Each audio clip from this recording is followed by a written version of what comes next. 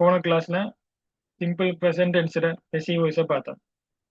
அதுல நிறைய விஷயம் டிஸ்கஸ் பண்ணினேன். அதுல எப்படி எப்படி விஷயங்கள் மாறுதுன்னு சொல்லி. அப்போ நான் சொன்னது அந்த ஒரு விஷயத்துல ஒரு டென்ஸை படிக்கலாம், ஒரு விஷயம் நல்லா டீப்பா போகும். மற்ற விஷயங்கள் படிக்கலாம், அதே மெத்தட் தானே. அப்ப நம்ம என்ன செய்திருவோம், அதே மெத்தட்ல கொஞ்சம் வேகமா போய்த்திருவோம். பாஸ்ட் டென்ஸ்ன்னு சொல்லல எல்லாம் ஒண்ணுதான்.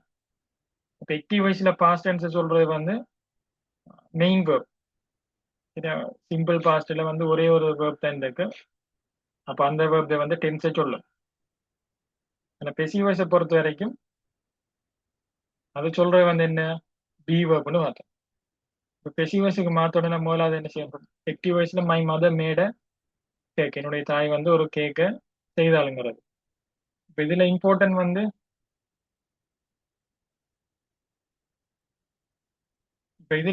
வந்து என்ன, ஆக்டிவ் வாய்ஸை பொறுத்த வரைக்கும் சப்ஜெக்ட் இம்பார்ட்டன்ட், அது சப்ஜெக்ட் ஸ்டார்டிங்ல வரும். இப்போ பெசிவ் வாய்ஸை பொறுத்த வரைக்கும் கேக்குங்கிற வந்து ஒரு இம்பார்ட்டன்ட் ஆனது, ஒப்ஜெக்ட் தான் இம்பார்ட்டன்ட் ஆனது. அதை பத்தி நம்ம ஃபர்ஸ்ட் கதைக்க போறோம்ன்றதால நம்ம கேக்கு தான் என்ன செய்வோம், ஒப்ஜெக்டை முன்னுக்கு கொண்டு வருவோம். அப்ப இங்க நாம என்ன செய்தோம், கேட்க ஒப்ஜெக்ட் நம்ம முன்னுக்கு கொண்டு வருவோம். முதலாவது விஷயம். இரண்டாவது விஷயம், ஆக்டிவ் வாய்ஸ்ல டென்ஸை சொல்றது வந்து மெயினான வேர்ப், மேடுங்கிற வேர்ப் தான். பெசிவ் வாய்ஸ்ல என்ன செய்யணும், டென்ஸை சொல்றது வந்து பி வேர்ப். சரியா? அப்போ இரண்டு விஷயங்களை நம்ம என்ன செய்ய வேண்டியிருக்கும், வேர்பை பொறுத்த வரைக்கும் இரண்டு விஷயங்களை நம்ம கணக்கெடுக்க வேண்டியிருக்கும். முதலாவது வேர்பை வந்து பி வேர்பை பார்க்கும். அடுத்தது வந்து past participle verb. Past participle verb என்ன செய்யாது, பெசிவ் வாய்ஸ்ல காலத்தை சொல்லாது, பி வேர்ப் தான் சொல்லும். இப்ப நாம என்ன செய்வோம், பி வேர்ப் வந்து மேக்ஸ் இருக்கு, மேடு வருமா. பி வேர்ப் வந்து என்ன, கோஸும் வேர்ப், மேக்ஸ் இருக்கு அவட மேடு.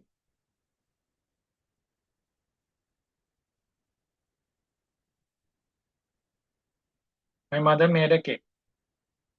அப்ப இங்க வந்து பாஸ்ட் டென்ஸ்ல இருக்கு. பாஸ்ட் டென்ஸ் சொல்றது வந்து பி வேர்ப். இப்ப பி வேர்ப்ல பாஸ்ட் டென்ஸ் வந்து என்ன, கோஸும் வேர்ப்னு சொல்லு. அப்ப இதுல கோஸா வேர்வா, கேக் வந்து சிங்குலர். அப்போ கோஸுங்கிறது சரியான விட. அடுத்து வந்து என்ன செய்யணும், மேட்ர பாஸ்ட் பார்ட்டிசிபிள் வேர்பை நம்ம கண்டுபிடிக்கணும். பி3 ஃபார்மை நீங்க பார்த்தோம். இங்க மேடுங்கிறது கேக் வாஸ் மேட் போட்டோம். மறுபிறகு நம்ம என்ன செய்வோம், பை மை மதர்ன்னு சொல்லி போன கிளாஸ்ல கொஞ்சம் டீட்டெயிலா பார்த்தோம். ஆனா இங்க டென்ஸ் மட்டும் தான் மாறுறதால, ஸ்ட்ரக்சர் சின்ன ஸ்ட்ரக்சர் மட்டும் தான் மாறுறதால நம்ம இங்க டீட்டெயில் இருக்க போறது இல்லை. ஸ்ட்ரக்சர் வந்து எப்படி இருக்கும், ஒப்ஜெக்ட் தான் ஃபர்ஸ்ட்டுக்கு வரும். ஏனென்றா ஒப்ஜெக்ட் தான் முக்கியம்ன்றதால போஸ் அல்லது வே டென்ஸை சொல்றதுக்காக வேண்டி பி வெப் வருவாரு. பி3 ஃபார்மட் பாஸ்ட் பார்ட்டிசிபிளும் வர பையை போட்டு சப்ஜெக்டாக நம்ம மாத்தினோம்னா ரிசீவர்ஸ் வந்து ஒப்ஜெக்டை பத்தியா கதைக்க போகுதுங்கிறது. அப்ப English was study by us, English எங்களால் படிக்கப்பட்டது. என்ன அர்த்தம், இங்கிலீஷ் தான் தேவை, அதனால நம்ம இங்கிலீஷை முன்னுக்கு கொண்டு வந்தோம். ஸ்டடிங்கிற வினைச்சொல் இங்கிலீஷுக்கு மேல தூக்கி உளுந்தாங்கிற அர்த்தம் நம்ம எடுப்போம். சரியா, நான் இங்கிலீஷ் வந்து ஸ்டடிங்கிற வினைச்சொல்ல ரிசீவ் பண்ணிக்கு, பெற்றுக்கொண்டிக்கு, படிப்பட்டுட்டா இருக்கிறது. Ice cream was liked by, அவனால ஐஸ்கிரீம் வந்து விரும்பப்பட்டிக்கு, லைக் வந்து இதுக்கு மேல உள்ளது, ஐஸ்கிரீம் விரும்பிட்டானா, விரும்பப்பட்டிக்கு ஐஸ்கிரீம் சொல்லுது. Cake was made by my mother. I was seated. அப்ப சீட்டுங்கிற வந்து எனக்கு மேலதான் விழுந்துட்டுங்கிறது. சரியா, இப்போ என்ன, நான் ஏமாத்தப்பட்டேன்ங்கிற அர்த்தம். இந்த drawings were colored. இந்த கலர் வந்து டிராவிங்ஸ் மேல விழுந்துட்டு, அப்படின்னா கலர் பண்ணு பாட்டுட்டா, நான் ஏமாத்தப்பட்டுட்டேன் அந்த அர்த்தம். சரியா, போன கிளாஸ் நல்ல டீட்டெயிலா பார்த்தோம். டென்ஸ் மட்டும் மாறத்தால எந்த விதமான பிரச்சனையும் இல்லை. இப்போ complete the sentence using passive voice past form. Past ஃபார்மை கொண்டு யூஸ் செய்யப்படுறோம்னா போன் இருக்கும். அப்ப இங்க ஐ வந்து இவரெல்லாம் வந்து ஒப்ஜெக்டாக இருப்பாங்க, இதான் இம்பார்ட்டன்ட் இருக்கும். ஒப்ஜெக்ட் ஐ போட்டோம். பாஸ்ட் ஃபார்ம்னா பி வெப் வந்து என்னென்ன, போஸும் வேவும். சரி, பி வெப் வந்து போஸும் வேவும். அதோட ஐக்குரியது என்ன? போஸ்.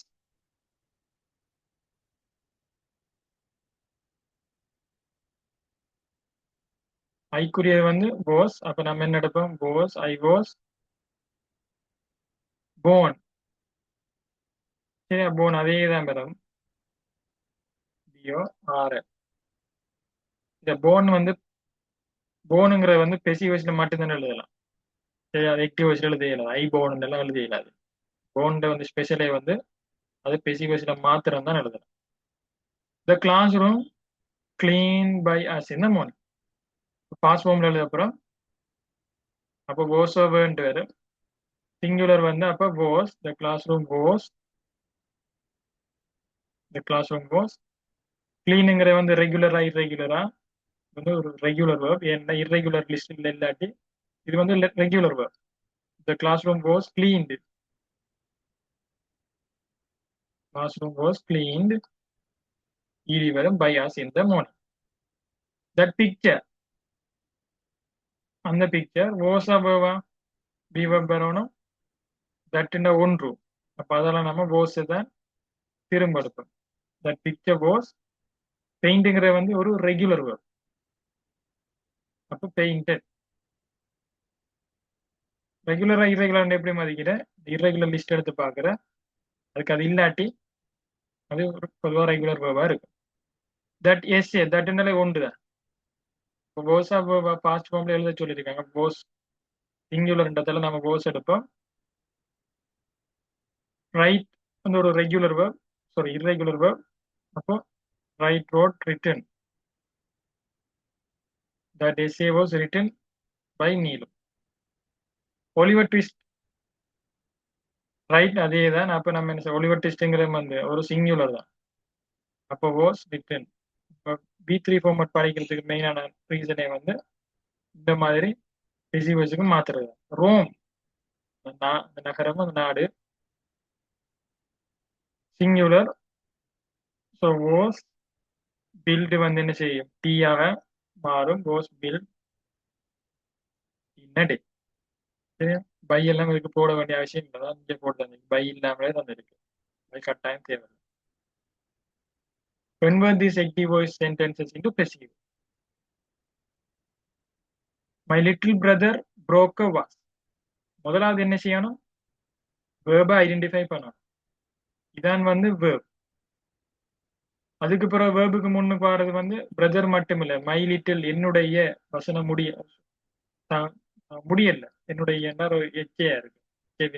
சொல் லிட்டில் என்னுடைய சிறிய என்னுடைய சிறிய சொல் முடியல. அப்ப இதெல்லாம் வந்து பிரதருக்குரிய சொந்தம்.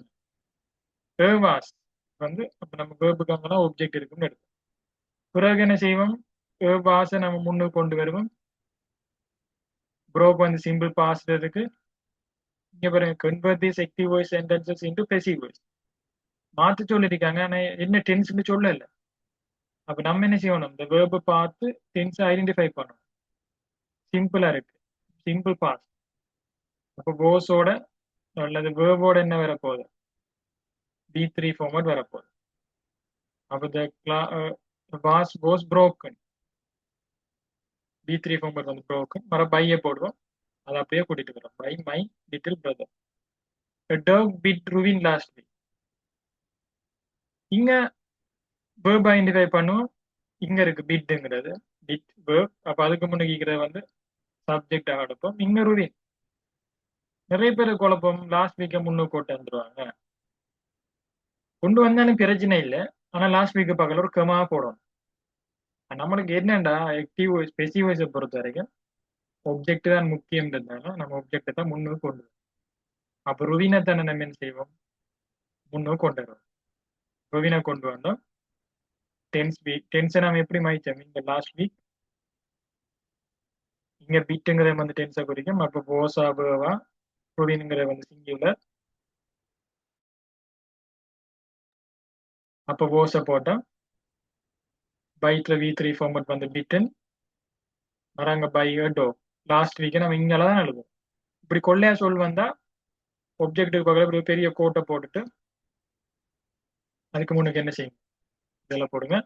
உங்களுக்கு தொடர்ச்சியாக ஒரு மாடல் பேப்பர் ஃபுல் ஓ லெவலுக்குரிய மாடல் பேப்பர் ஃபுல் வீடியோ நான் யூடியூப்ல அப்லோட் பண்ணிக்கிறேன். ஷெட்யூல் படி அதை அப்லோட் ஆக்கியிருக்கு. 5ஆம் தேதியிலிருந்து ஃபுல்லா அந்த மாடல் பேப்பர் ஃபுல் வீடியோ வரும். அதை பார்த்து மாடல் ஓ லெவலுக்குரியதால் ப்ராக்டிஸ் பண்ணலாம். அதே மாதிரி சொல்றேன். அடுத்த விஷயம் வந்து ஒரு ரெக்கார்டிங்கை நான் தந்தேன்னா உங்களோட யூடியூப்ல போயிட்டு இது உங்களோட ப்ரொஃபைல நீங்க தந்த ஜிமெயிலே லாகின் பண்ணுங்க. ஸ்விட்ச் அக்கௌண்ட் கொடுத்து நீங்க தந்த இமெயிலே போயிட்டு போனா தான் அங்கே ஓப்பன் ஆகும். இல்லை நான் பப்ளிக்கா போட்டுருவேன். நீங்க மணி பே பண்ணி ப்ராசஸ் செய்து நாங்க பப்ளிக்கா ஸ்டார்டிங்ல போடல. அப்ப அதுக்காக வந்துட்டேன். அது கொஞ்சம் காலம் போனது போடாது அது போடலாம். இல்லாட்டி அது போட பப்ளிக் பிரைவேட்டாவே இருக்கும் அது. இல்லை நான் பப்ளிக்கா போட நீங்க மணி பே பண்ணி அவங்க இதா செய்யறது வந்து உங்களுக்கு தெரியல தானே. அதுக்காக the mechanic repaired the bus yesterday. verb identify பண்ண இதான் மெத்தட். ஸ்பெசிஃபிகேஷன் மாத்துறவங்க இதான் மெத்தட். நானும் இப்படி சொல்லி தான் பழகினேன். முதல்ல என்ன செய்யணும், verb identify பண்ணணும். இந்த மெத்தடை நீங்க பிடிச்சீங்கன்னா வர திரும்ப மாத்த தேவை. verb identify பண்ணீங்க, verbuக்கு முன்னுக்கு வர சப்ஜெக்டா இருக்கும், verb அங்கே வரது ஒப்ஜெக்டா இருக்கும், ஒப்ஜெக்ட் அங்கே வர எல்லாம் அது கடைசியில போடும். அப்போ the mechanic repaired the bus. The bus was repaired by the mechanic yesterday. I set the table was set. By me போடலாம், தேவையில்லை by மீயாக மாறும். ஐ வந்து மீயாக மாறும். We sold all the goods. அப்போ all the goods were sold by us. அப்போ English was studied by us. English was not studied by us. Was English studied by us. Was in English studied by us. நம்ம பாசிட்டிவை மட்டும் தான் பார்க்கோம். அது எல்லா நெகட்டிவ்க்கு apply பண்றதா ஒவ்வொன்றா டீட்டெயிலாக பார்த்து நம்மளுக்கு அந்த இன்ட்ரெஸ்ட் இருக்காது. Simple future tense. My mother சக்கரை வந்து வில் மேக் a cake. பேசி வாய்ஸுக்கு மாத்த அப்புறம் கேக் இங்க முன்னுக்கு வரும். வர verb ஐடென்டிஃபை பண்ணும். be verb. ஃபியூச்சர் டென்ஸ் வந்து will be தான். will be மட்டும்தான். அப்போ cake will be B3 format வந்து made by my mother. Simple. இங்க will வந்து அங்க will be வரப்போகுது. பேசி வாய்ஸ்ல. சரியா? அப்போ object will be B3 format by subject. English will be studied by us. படிக்கப்படும். படிப்பீங்களா? படிபடுமான்னு இருக்கிற இங்கிலீஷ் படிபடுமா? அந்த அர்த்தத்தில் இருக்கிறது. English will be studied by us. Ice cream will be liked by him. A cake will be made by mother. I will be cheated. நான் திரும்ப வழங்க பண்ண உங்களுக்கு குழப்பம். இதே தான்.